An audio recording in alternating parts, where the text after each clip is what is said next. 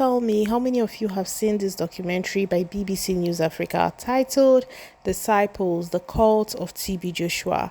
I would like to know your honest opinion without sentiments regarding this documentary. It's a three-part documentary chronicling the life, the atrocities, and all the crimes committed by the late, quote and unquote, because at this point I don't know if this man is truly late. So tell me, when was the first time you heard the name TB Joshua? For me, it was in the early 90s when we used to sit, to watch him on television performing what he called miracles. I always thought his miracles were exaggerated.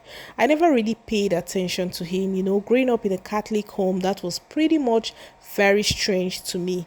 Since the three-part documentary was released, I have seen tons of comments from people talking about why BBC is releasing the documentary right now, and even implying that it's a sponsored, defamation, documentary to undermine the good work TB Joshua did during his lifetime. And there have been questions about why these issues weren't raised when he was alive. And I'm like, my goodness, Nigerians are really short. I don't know if I should say they forget a lot, or they have short-term memory, or they don't just care. I mean, let's be very honest. I am being for real here. Let me show you some newspaper headlines from far back as 2008. This is to prove that TB Joshua has always been a menace. It's unfortunate that he has so much influence that it's almost impossible for him to be brought to book. I mean, it was impossible in his lifetime. So definitely in that, nothing changes. Let's take a look at the newspaper headline as at 2001. So let's start with this magazine. The year is 2001, the month is October, and we have New Treasure, a weekly interview magazine with a screaming caption with TB Joshua at the top part of the magazine. The caption says, "Synagogue Church of Scandals," and this is like a confession from Sam Badewa, ex-finance controller. It says, "I was in charge of arranged confession." Another person from a member of TB Joshua's family said, "We don't know when he became a prophet." And another person said, "TB is a magician." So like I said, this happened in 2001, and I recall that in 2008, a lady called Bisola, she's also part of the BBC documentary. The lady came out and publicly spoke about some of the atrocities TB Joshua committed during her stay in the church, how she had spent 14 years entrapped in TB Joshua's synagogue church. She was, molested. A lot of things happened to her, and how he almost ruined her life. There was a CD plate regarding that was sold around, and then she also wrote a book which she hawked in traffic. The lady was fearless. She was determined to bring him down. Unfortunately, the man used money and PR to end the story. So you see, that's the thing with TB Joshua. He has so much influence, and as like one of his apostles or former disciples said, he invests so much on videos. He was obsessed with camera. He was as obsessed with video validation. Even when there was an emergency, he would always tell them, make videos. And let me also give you this story, what happened. So the information I am about to give you is actually verifiable. A couple of years ago, it was like the whole Nollywood stars were visiting Synagogue Church, TB Joshua's church. It was like that church everyone visited. And then he encountered a certain Nollywood actress known as Camilla Mberebe. I mean, people who used to watch the old epic Nollywood movies should know her. She always played the role of, a witch. Those were her favorite roles. She played Across the River, where she played the role of Arawanya Saba or something. I'm sure you know her. So Camilla actually went to the church. I don't know what she went for. And this man hypnotized her. And she started confessing, "I am a witch." She started screaming, "I I am a witch, guys. Do you know that after that thing happened, her colleagues cut her off? People ran away from her.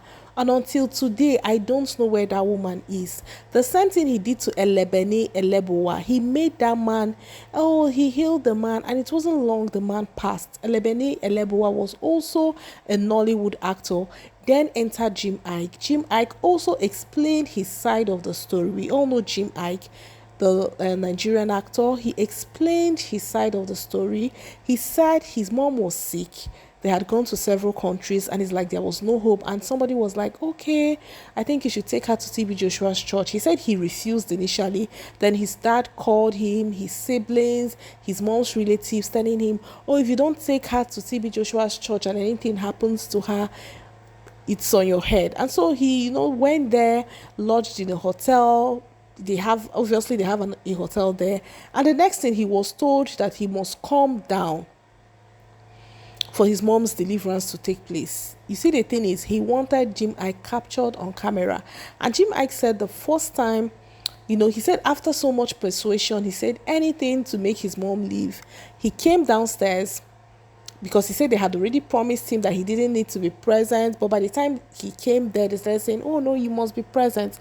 And he said, okay, this is someone who is desperate. If you've had like a loved one terminally ill, and sometimes you just find yourself doing things that ordinarily you would never believe you would do, just to, if that is what will give life to that person. So Jim Ike said he was so desperate for his mom's healing, and so he came downstairs. The next thing, a guy came to him and made some moves, and he said he chuckled, and the guy was like, please don't chuckle, camera is on your face, this is serious business.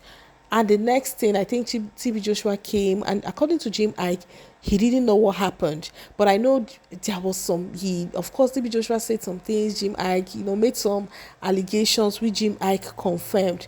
Jim Ike said when he got himself, he couldn't believe it. He was seeing the video, this is me doing this, but I don't have memory of doing this. So he came out to say that he was hypnotized, that if the church wants to counter him, they should come, they should sue him.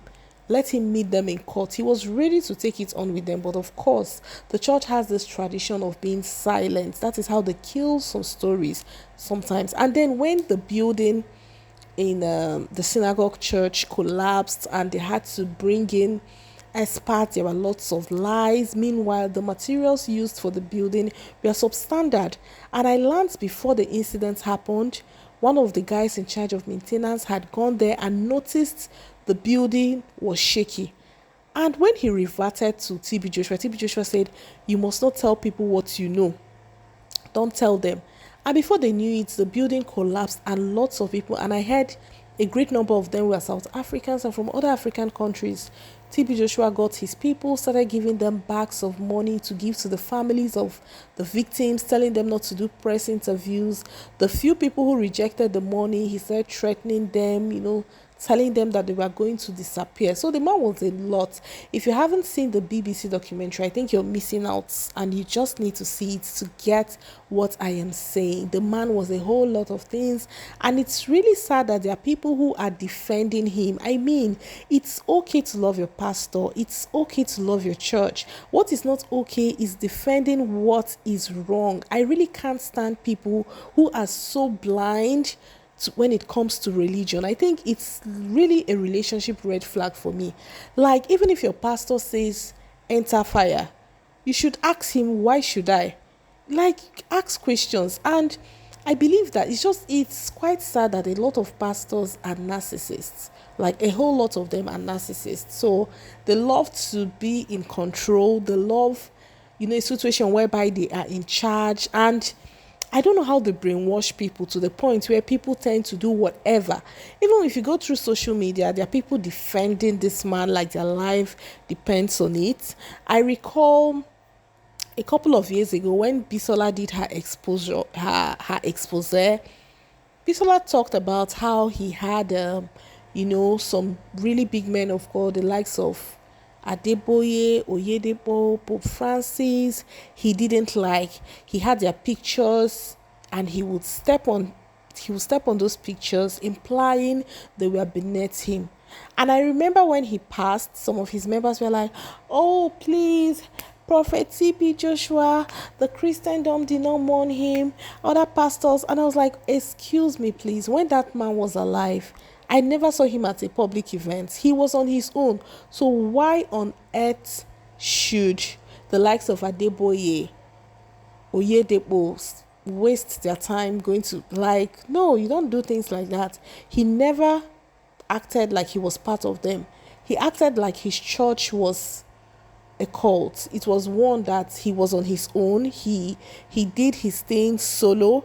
And also, that reminds me, in this documentary you also get to hear from his daughter, a daughter he had out of wedlock. He was so cruel to her. So when I see people who are not family defending this man, I'm like, even his own daughter, his biological daughter, has said how this man, like the fact that her mom had her out of wedlock, he didn't like it, and he ensured she never got to see daylight. He never acknowledged her publicly as his daughter. Guys, enough of this talk for now, to be continued. So if you would like to hear more, just indicate in the comment section.